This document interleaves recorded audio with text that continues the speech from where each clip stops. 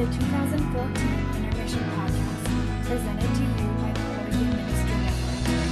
Intermission took place February 3rd to 5th at the Convention Center in Phoenix.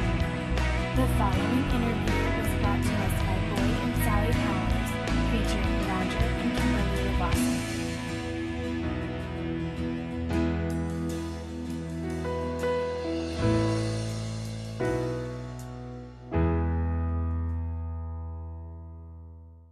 So we had a conversation out in the lobby before the session here, so we can just continue on with that conversation.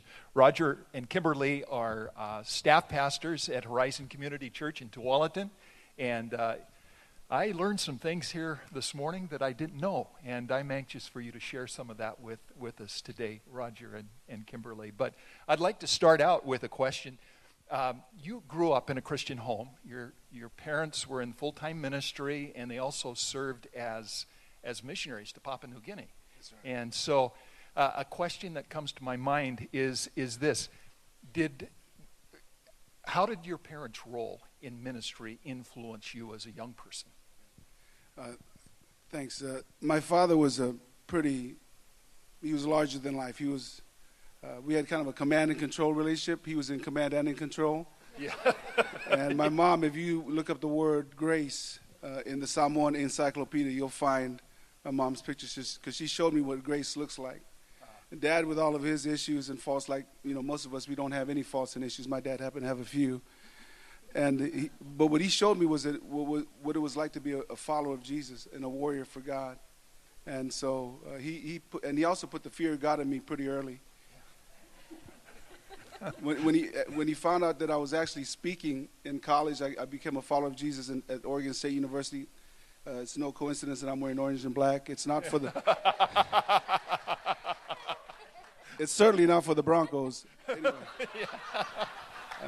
But my dad, when he found out that I was speaking, he asked me the question, "What do you have to say? You're 26. You don't know anything." And he was kind of right. And then Then he found out that I was actually preaching, and he gave me a piece of advice that lives for me till today. He said, "Son, that pulpit is not yours. That's God's property. So you better treat it like it belongs to God." And that's lived with me till today. Till today. Wow. So Oregon State, huh?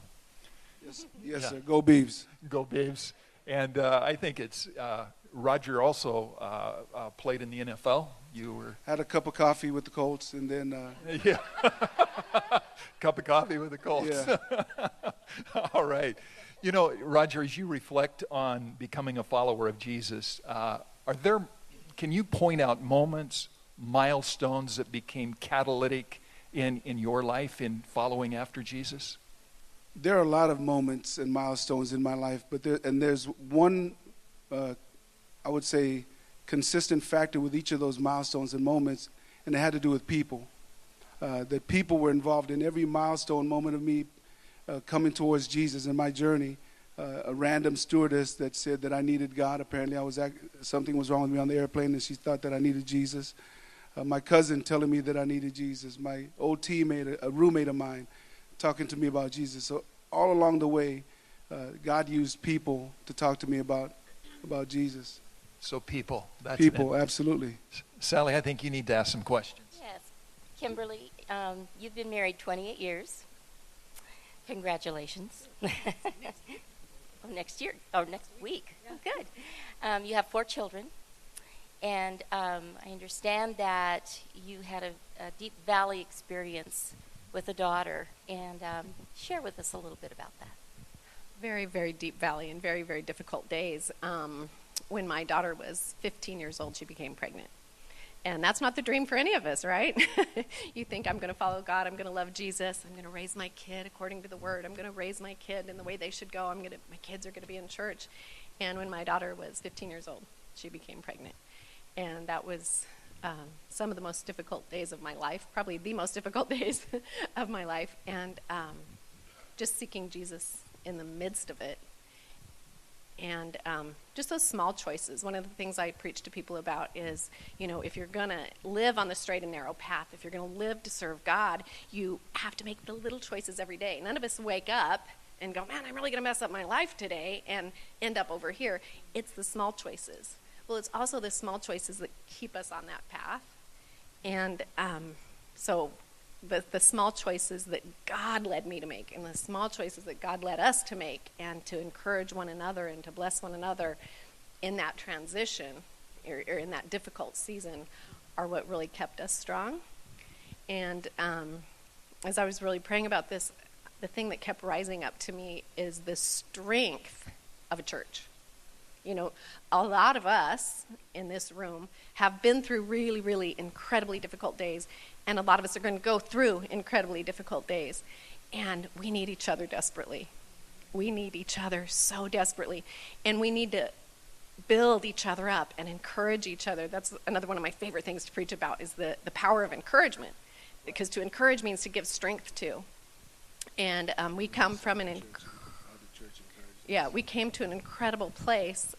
We have an incredible pastor, Stan and Karen Russell.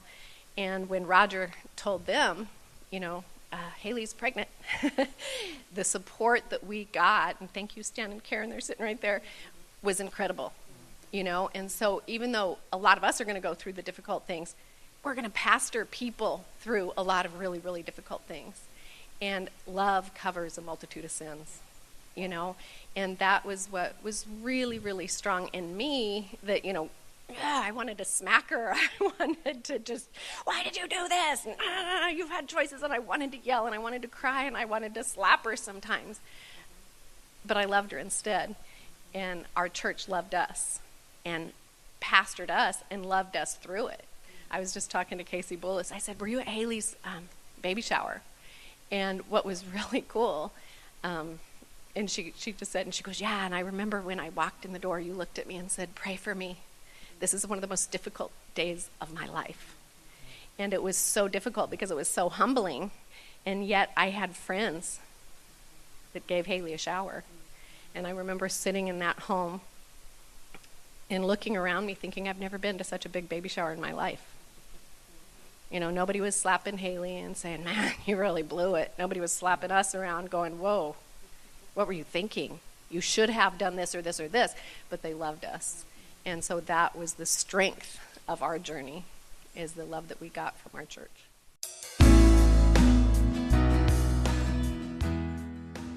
Thank you for listening to the 2014 Intermission podcast. For more information on the Oregon Ministry Network and our events, please visit our website at oregonag.org.